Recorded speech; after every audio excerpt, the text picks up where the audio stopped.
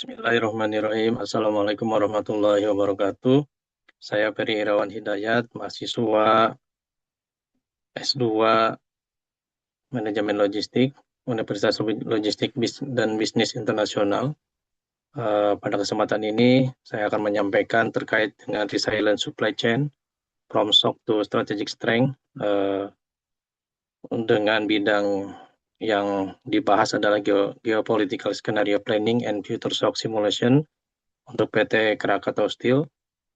Ini adalah tugas asesmen akhir semester untuk mata kuliah Logistik System and Supply Chain. Pada presentasi ini, saya akan membahas bagaimana PT Krakatau Steel dapat membangun supply chain yang resilient dalam menghadapi ketidakpastian geopolitikal global, khususnya melalui pendekatan geopolitikal skenario, planning, and future shock simulation. Analisis ini latar belakangi oleh meningkatnya risiko geopolitikal global yang menyebabkan kenaikan harga slab sebesar 20-30%, peningkatan lead time hingga 40%, dan tekanan terhadap biaya modal dan stabilitas finansial perusahaan.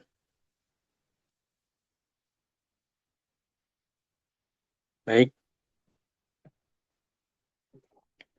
dalam analisa ini dikembangkan 3 skenario geopolitikal utama, yaitu optimistik, moderat, dan severe. Pada skenario optimistik, gangguan relatif terkendali dengan kenaikan harga slab sekitar 20% dan supply chain masih stabil. Pada skenario moderat, tekanan meningkat dengan kenaikan harga slab sekitar 25%, lead time meningkat, dan mulai terjadi tekanan pada biaya produksi dan modal kerja. Sedangkan pada skenario severe terjadi gangguan struktural supply chain dengan kenaikan slab hingga 30%, lead time meningkat hingga 40%, dan risiko gangguan produksi serta tekanan finansial menjadi sangat signifikan. Analisis ini menunjukkan bahwa semakin tinggi eskalasi geopolitik, semakin tinggi risiko terhadap stabilitas supply chain perusahaan. Selanjutnya dilakukan uji robustness supply chain untuk mengukur ketahanan Krakatau Steel dalam setiap skenario. Hasilnya menunjukkan bahwa pada skenario optimistik, supply chain masih robust dan operasional tetap stabil. Namun, pada skenario moderat, mulai terjadi struktural stress, terutama pada biaya produksi dan kebutuhan modal kerja. Sedangkan pada skenario severe, supply chain menjadi structurally vulnerable dengan risiko gangguan pasokan, tekanan finansial, dan penurunan margin. Temuan penting di sini adalah bahwa ancaman utama bukan penurunan permintaan, tetapi gangguan struktural supply chain dan peningkatan tekanan finansial. Untuk menghadapi risiko tersebut dikembangkan trigger-based response strategi, yaitu strategi respons berbasis indikator pemicu. Artinya setiap perusahaan indikator seperti kenaikan harga slab atau peningkatan lead time akan secara otomatis mengaktifkan respons strategis yang sesuai. Pada kondisi awal, perusahaan melakukan monitoring dan supplier diversification. Pada kondisi moderat, perusahaan meningkatkan safety stock dan mengamankan kontrak jangka panjang. Dan pada kondisi severe, perusahaan mengaktifkan emergency sourcing dan strategi perlindungan likuiditas. Pendekatan ini memungkinkan perusahaan merespon secara proaktif, bukan reaktif. Selain itu, dikembangkan early warning indicator system untuk mendeteksi risiko sejak dini. Sistem ini memonitor indikator kritis seperti harga slab global, lead time supplier, supply availability, working capital, dan margin perusahaan. Dengan sistem ini, perusahaan dapat mendeteksi gangguan sebelum terjadi krisis, sehingga dapat melakukan mitigasi lebih cepat.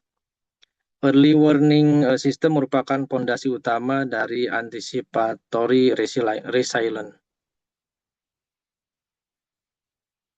Selanjutnya, kontingensi playbook dikembangkan untuk menyediakan respons konkret pada setiap skenario. Pada skenario optimistik, fokus pada ekspansi dan stabilisasi supply chain.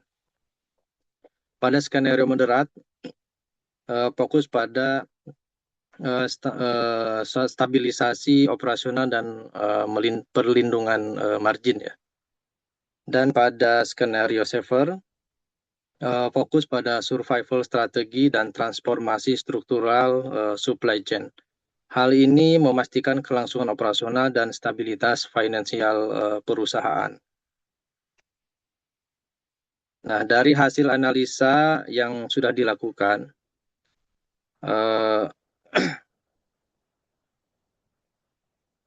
kesimpulan utama dari analisa ini adalah bahwa resilient bukan hanya kemampuan untuk pulih, tetapi kemampuan untuk mengantisipasi.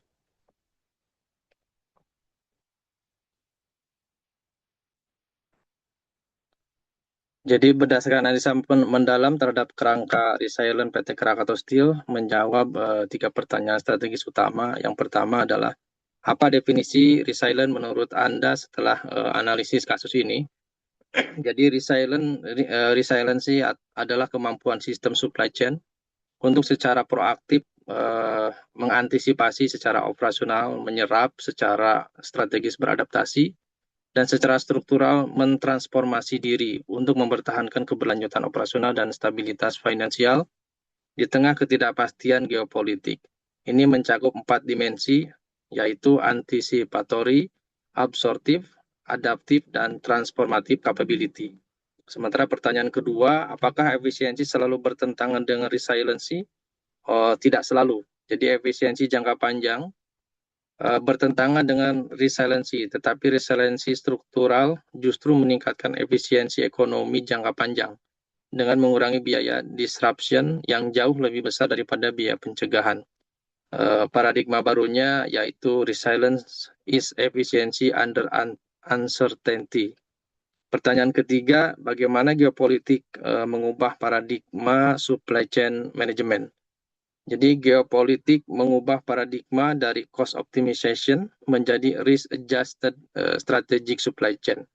Perubahan utama yang pertama adalah dari biaya ke stabilitas geopolitikal dalam pemilihan pemasok.